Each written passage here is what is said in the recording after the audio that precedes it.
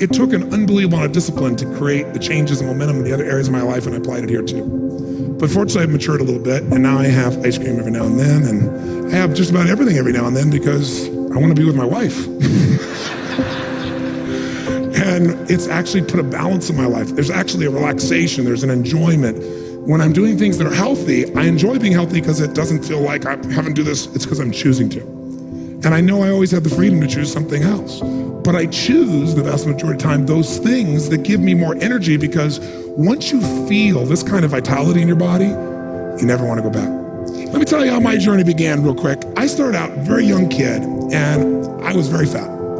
And so I had a vested interest in figuring out how to lose weight. And of course, the way I would do it was go on these diets, and I was interested in different things, but I didn't understand health. I just knew that I had to work harder, exercise harder, and because I was dumpy and I was also small. Most of you know I was 5'1" in high school, so I was not really big. Then I grew, and I was skinny as a pole, and I was bumping into things. But at a very young age, I kind of set my body aside and didn't think about it. All I focused on was, how do I change the world? How do I make a difference? How do I succeed? And at a very young age, I had a lot of privileges. I succeeded in life and business. I was helping a lot of people. By the time I was 19 years old, I was written up in these newspapers and magazines, Wonder Boy, my ego was exploding. And then something interesting started to happen. I started asking myself, why am I having these freedoms, these choices, these great gifts at such a young age? I mean, I'm only 19. What's going on here? And then I thought I got the answer. It's because I'm gonna die young. I did. And then I started thinking, oh, how am I gonna die? And I didn't think, oh, it'll be like quick and easy, like a truck smacking you. No, it was gonna be slow and deadly. I pictured myself wilting away from cancer. And when I was a kid, cancer was AIDS, SARS, and everything else wrapped into one. Even though it's killing even more people today, there was more emotion related to it. Today, more people kind of put it aside, and also because a lot of us realize, well, there are a lot of cancer survivors. Unbelievable number of them. That doesn't have to mean the end by any stretch of the imagination, but back then, cancer meant the end. And I used to see and picture in my mind myself rotting away and trying to figure out when it was gonna happen. I mean, it was really screwed up. And it was just because I succeeded so fast, I'd gone beyond my expectation, and then your brain does weird things when you don't prepare yourself for where you're gonna be.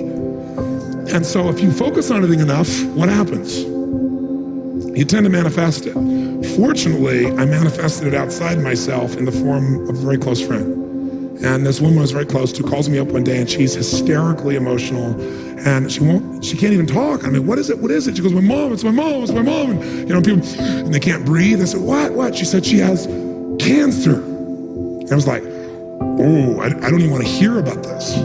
I don't want to hear the subject. I don't want to do this. And I said, what? Well, what'd they say? She said they gave her 9 weeks to live. She had tumors up here in her shoulder that were protruding out, and she had them in her feminine organs. And so my whole heart just like freaked out. But one of the interesting things that I think is beautiful about human beings is most of us inside will do more for other people that we love than we'll ever do for ourselves. Part of the beauty of human beings is part of what humanity is really about. So I went from scared to I gotta help. And when I kicked I gotta help, all my fear disappeared. And so instantly, in every other area of my life, I always knew, okay, here's how life works. Anybody else is getting a result, I don't care what the result is, you can get it as well. All you gotta do is model them. So I said, look, there have been plenty of people that have had cancer, and they were told they're terminal, and they got over it, they got it turned around, they're totally healthy today. I said, oh, listen, don't you give up, this is absurd. Let's go find people that have turned it around, people that were told there's no way you're gonna make it. Let's find out what they did, we'll get her to do the same thing, she'll get the same results. That's what we'll do. And she said, well, I don't even know where to start, and do you know anybody? I said, I don't, but I said, you know, people take a lifetime, and they take their lifetime and put it in a book, or a decade of their life. I said, there's gotta be answers here. I said, I will find the answers. I said, I promise you. And so I kicked into gear, and I said, okay, here's what I'm gonna do. I'm gonna read a book a day. You know, I took a speed reading class, and I would consume it. I would just read one more time. I'd go through it and underline it, go back through and pull the pieces out and figure out how I could apply it.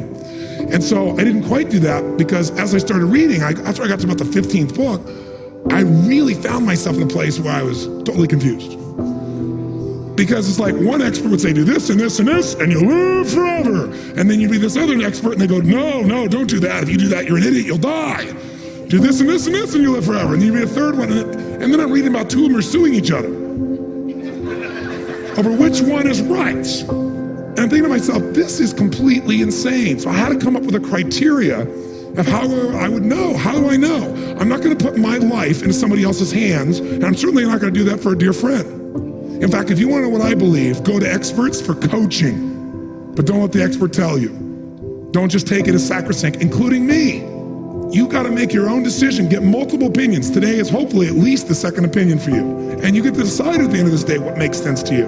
But what I decided is, it's got to not only make sense from science, because they all seem to be scientific, they all have the background, they all seem to be able to prove their point, and they all are teaching the opposite of what it takes to be healthy.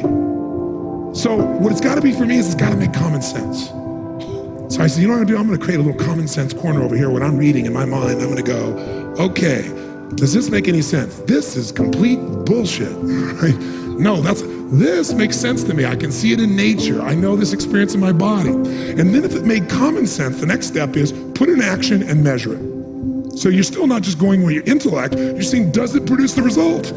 The ultimate test is when the rubber meets the road is, what does it do to your body? What does it do to your energy? What does it do to your health? So as I went through all these books, I finally came across a few that I really thought made sense. And one of the books I gave this woman is a book called One Answer to Cancer. And it wouldn't be the first book I'd recommend today, honestly, but what it taught was, it was a man who was told he was going to die within 11 weeks. He had liver cancer, if you're familiar with that, and part of his pancreas. And pancreatic cancer is, you're terminal, basically. And he was a dentist. And he just decided that he understood that the process in the body, the way toxicity builds up in the body from studying the teeth, that he'd be able to clean that out of people's mouths and change them. He thought, I should be able to clean that out of my body. And he thought, disease feeds. The body breaks down because there's an environment that's polluted. It doesn't just break down. It's not like something just strikes me. There had to be something there in my environment that did that. And he said, I'm going to purify my environment. And so he went on this cleanse, and he cleansed everything. He cleansed his colon, an area where it's not an attractive subject, but the average American's walking around with anywhere from 8 to 20 pounds of dried fecal matter that's hardened in their colon. So he cleansed his colon. He did all kinds of very amazing things. He went on live food diets to give his body the enzymes that would need to be alive. So I took this whole thing and I went to this woman, and her name's Liz, her mom, and I said, listen, Jenny, I said, I know they're telling you that this is over, but I said, you gotta at least read this. Read this book, and what do you got to lose? This guy did it. They said you're gonna die. What do you got to lose? And then I give her a second book that I do recommend still, and it's called As a Man Thinketh by James Allen. It's one of my favorite little books. I hope you've read it. If you haven't, go read it. You can read it in an hour. As a Man Thinketh. Because even at that stage in my life, I realized the power of your mind, which really is your mind and emotions, because they go together. As soon as you think it, you start to feel it. And I thought, as you think, so is it done unto you, right? As you think, so you become. So I thought, we got to change her thinking, because if she thinks she's going to die, that's like the voodoo curse. Your body responds to what it is that you believe and what it is you experience all the time. And so I gave her these 2 books, and then she started applying them. And it was unbelievable. She lost like 15 pounds immediately. And you could see within, I don't know, probably accurately 2 weeks, the shift where you would barely see this going here. It sunk down to something so small you could barely do it. So the doctor then comes to her and says, well, I don't understand what's going on. We ought to do exploratory surgery. And she comes to me and asks me what she should do. And I'm a 19-year-old kid. And I go, oh, great. I tell you no, and then you die. And then that'll make me feel really good and your family good. I said, I can't make this decision. I said, you got to make this decision. She goes, well, the doctor says I should do it. I said, well, to me, if you can physically, you're feeling so much more energy. You're not going through these vomits. You've seen this has shrunk. You can feel this area shrunk. As this area down here shrunk, she said, yes. I said, so, well, that's the lymph of your body that's shrinking down also. Those areas where the lymph is, that's the part of your body that's like the sewage system. That's what gets rid of the waste out of your body. I said, so all this is getting smaller. That appears to be a good sign. I can't tell you. She goes, I don't know, okay. She goes, I don't think I'll do it. And then her doctor convinced her to go for the exploratory surgery, but it was 2 more weeks. By the time it was 2 more weeks, she couldn't see anything here, and she couldn't feel anything in here. 4 weeks. Her name's Jenny Acosta.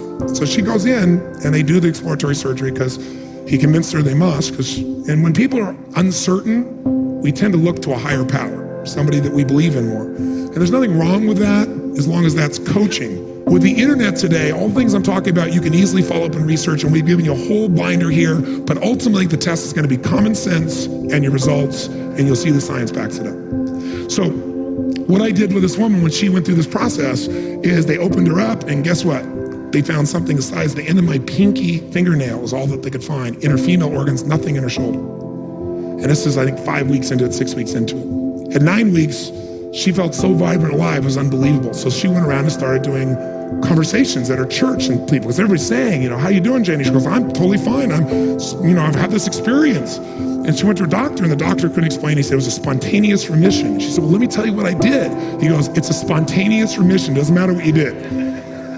Right? And he was very intense. She goes, no, I prayed, and I've done this with my mind, I've done this with my body, and I've done this thing here. And he wasn't hearing it. So she would go around to her church sessions, and she'd talk about all the things that she did. And Jenny's still alive today. She's a dear friend of mine. She's a family member. And at the hospice.